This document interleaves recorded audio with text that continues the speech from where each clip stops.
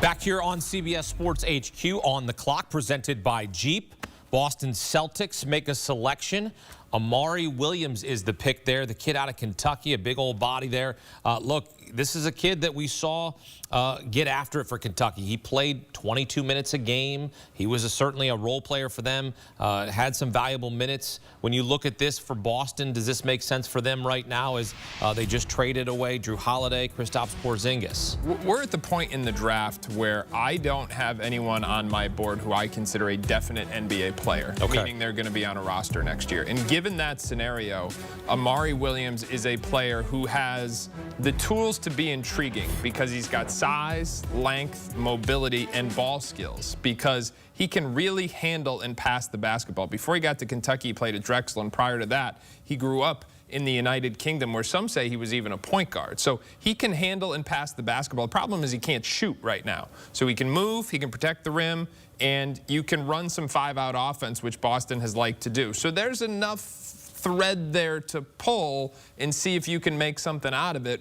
which at this point in the draft is, I think, the best you're going to do. Yeah, 10.9 points, 8.5 rebounds in that final year of college. He did 5 years of college basketball, first at Drexel, like you mentioned, then at Kentucky.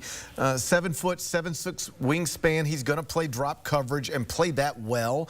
But when you get him out on the perimeter, things can get a little difficult for him. And like Fink said, he's a total non-shooting threat at this point in his career.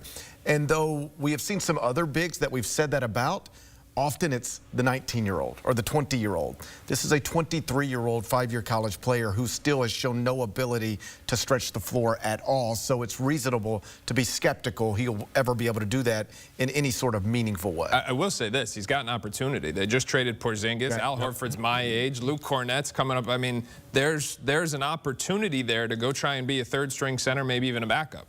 Is there a player that you would have taken differently here in this spot for Boston? There's two players.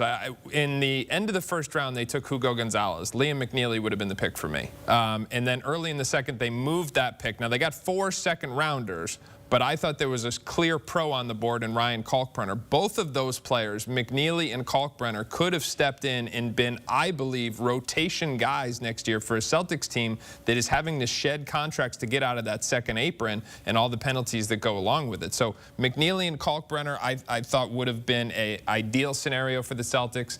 They opted to go with 2 more defensive-oriented picks.